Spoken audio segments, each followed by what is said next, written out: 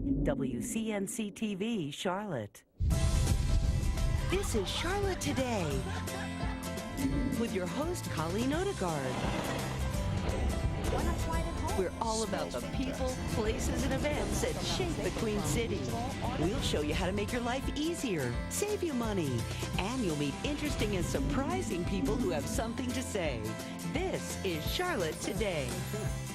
Communicating better with your family. This woman can help. She'll teach us how to talk so that we're heard. Well, managing family dynamics is a difficult thing to do. You have to communicate with different people who have very different personalities. Yes, to say the least, right? Here to help us create a more harmonious household is communication coach Cathy Maday from Wingspan Coaching Corporation. Cathy, great to see you. Thanks for coming today. Thanks for having me. You know, figuring out how to deal with that dynamic in the family and how to communicate effectively is really a very big deal and a key to a harmonious household, don't you think? Absolutely, and the dynamic is always changing. So where do we start? What's the most important thing to do? One of the most important things to do when you're starting out is to really identify your own preferences. How are you showing up in the relationship and in the dynamic? Okay.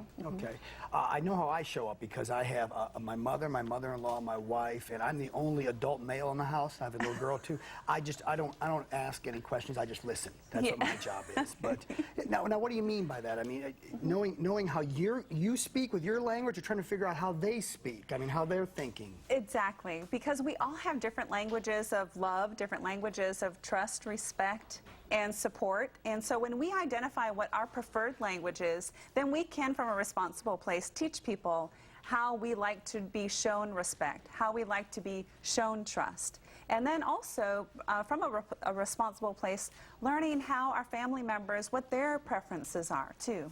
How do they like to be shown? How do you figure that out for yourself, and how do you figure it out with your family members? You say what language or how you like to be shown love or trust or respect. Do I say, I like it when you buy me presents. I like it when you pay me compliments, that kind of thing? Absolutely, yes. You figure out, sometimes we can speak in a preferred language.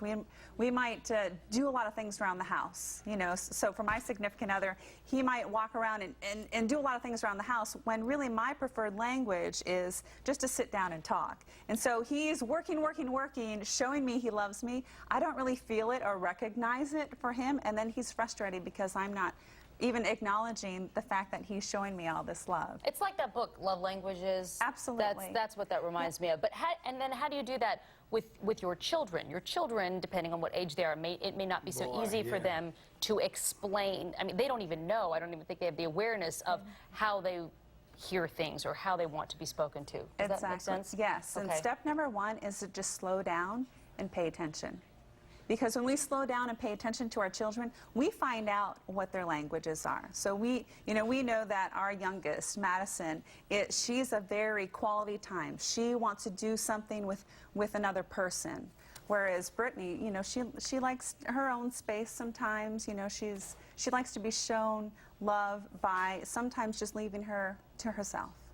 Okay, so just paying attention to what it is that your kids seem to respond to. Yes. Okay. Exactly. I know that you've worked with TLC's One Big Happy Family, the reality show on TLC, The Coles from Indian Trail. As we take a look at some video from the past season, you've done some work with them. You've taped some episodes that haven't aired yet, correct? Yes. Okay, what was that like working with the Coles, and how are they doing? They are fantastic. They are such a fun, loving family, so caring, and it was just a joy to work with them and continue to see them. And to see them really take ownership in wanting to grow and develop and make healthier choices. We're looking forward to seeing those episodes. That'll be good. Another thing that you say, Cathy, in trying to improve communication with your family members, use I statements.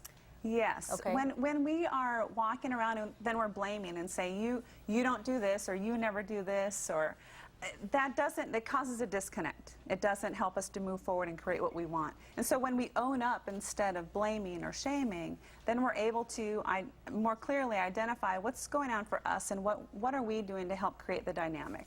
Would I be wrong in saying men have the hardest time understanding exactly what you mean by speaking their different languages? I'm just saying because I'm sitting around right now and you two seem to be right on the wavelength of, oh yeah, I'm going. I don't know. I love you, honey, really. Do men have the hardest time with this, you think, as opposed to females, women?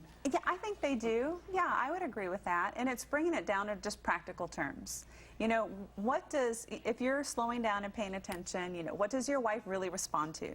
Does she respond to you taking out the trash and doing things around the house, or does she respond to sitting down and having a dinner, just the two of you, while you're talking? Do you get it? Does that make sense to you? Or does she respond to gifts? I think I might need some outside therapy. Yeah. A 12-step plan. 12-step program for me. I get what you're saying. It's just figuring out what your part, like you have to ask Missy, what does she like you to give her compliments, take her, like Cathy said, to a nice dinner. It's figuring out what makes somebody feel loved. And it's different for everybody. And it's different for everybody. Yes. Okay. All right. I got that. We get on autopilot, and then we communicate and we interact with people without even thinking about it. And it's important, especially like even working with the Coles, when you've got emerging adults, you know, teens who their roles are changing, they're wanting more freedom and privilege, though their autopilot behavior and communication patterns don't show the level of responsibility that comes along with that. So they have a hard time getting their parents or people at an internship taking them seriously. Okay, I can do more studying at wingspancoaching.com. Wingspancoaching.com. All right, I will. I'll study it. All right. Thank you. Cathy Maday, thank you. Thank you so much. We appreciate it.